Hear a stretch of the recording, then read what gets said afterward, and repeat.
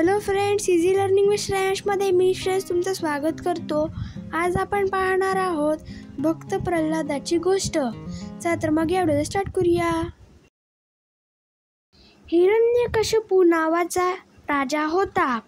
त्याने कडक तपश्चर्या करून देवाला प्रसन्न केले आणि त्यांच्याकडून वर मागून घेतला की त्याला माणसाकडून किंवा प्राण्याकडून दिवसा किंवा रात्री, घरात किंवा घराबाहेर कोणत्याही अस्त्राने किंवा शस्त्राने मरण येणार नाही। देवाने तथास्तु म्हणत त्याला वर दिला। वर मिळाल्याबरोबर हिरण्यकशिपू फार गर्विष्ठ आणि क्रूर बनला। त्याला वाटले आता त्याला कोणीही मारू शकणार नाही। त्याला त्याच्यासमोर कुणीही देवाचे नाव घेतलेले आवडत नव्हते। परंतु हिरण्यकशिपूचा मुलगा प्रल्हाद खूपच मोठा देवभक्त होता। तो सतत नारायण नारायण असा जप करत असे। प्रल्हादचं नाम जप ऐकून राजाचा राग अनावर होत असे। हिरण्यकशिपूने त्याला बजावले, खबरदार पुन्हा देवाचे नाव घेतलेस तर। पण प्रल्हादने नारायण नारायण हा जप चालूच ठेवला। हिरण्यकशिपू संतापला। त्यांनी शिपायांना आज्ञा केली, प्रल्हादला पर्वताच्या उंच कड्यावरून खोल दरीत ढकलून द्या। शिपायांनी तसे केले, पण प्रल्हाद घाबरला नाही। खाली पडत असतानाही तो नारायण नारायण म्हणतच होता। त्याला कुठेही जखम झाली नाही। नारायण नारायण म्हणत तो राजवाड्यात परत आला। मग राजाने शिपायांना सांगून प्रल्हादला उकळत्या तेलात टाकले, परंतु प्रल्हादला काहीच झाले नाही। त्याच्या मुखातून नारायण नारायण असा जप चालूच होता। प्रल्हादच्या स्पर्शाने उकळते तेल थंडगार झाले। हिरण्यकशिपूने प्रल्हादला माजलेल्या हत्तीच्या पायाशी बांधायला सांगितले, पण प्रल्हादचा स्पर्श झाल्याबरोबर तो माजलेला हत्ती शांत झाला व प्रल्हादशी प्रेमाने खेळू लागला। अखेर हिरण्यकशिपूने आपली बहीण होलिकाची मदत घेतली।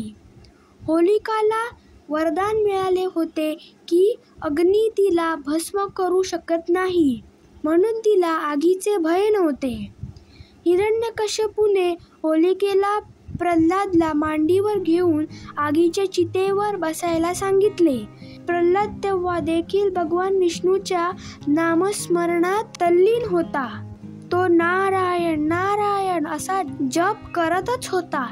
प्रल्हादच्या भक्तीमुळे उलटेच घडले। त्या आगीमध्ये होलिका जळून भस्म झाली आणि विष्णुभक्त प्रल्हादला अग्नी देखील काही करू शकली नाही। आता भयंकर संतापलेल्या हिरण्यकशिपूने प्रल्हादला विचारले, कुठे आहे तुझा नारायण? प्रल्हाद म्हणाला, माझा नारायण सगळीकडे आहे। सगळीकडे? मग या खांबातही आहे का? हिरण्यकशिपू म्हणाला। प्रल्हाद ठामपणे म्हणाला, हो हो, या खांबातही आहे। हिरण्यकशिपूने चवताळून त्या खांबाला लाथ मारली। त्याबरोबर मोठा कडकडाट झाला। तो खांब दुभंगला आणि त्यातून नरसिंह प्रकटले। त्यांचे तोंड सिंहाचे होते आणि शरीर माणसाचे होते, म्हणजे माणूसही नाही किंवा प्राणीही नाही।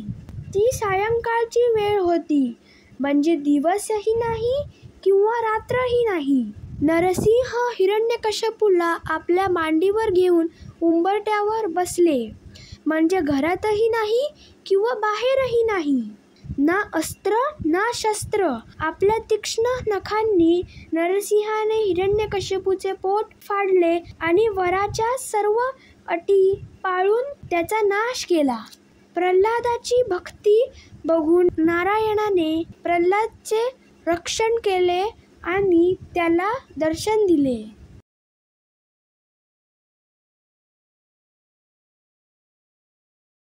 तर फ्रेंड्स, तुम्हाला हा व्हिडिओ आवडला असेल तर व्हिडिओला लाईक करा, शेअर करा आणि चॅनलला सबस्क्राईब करायला विसरू नका। Thank you friends and bye bye.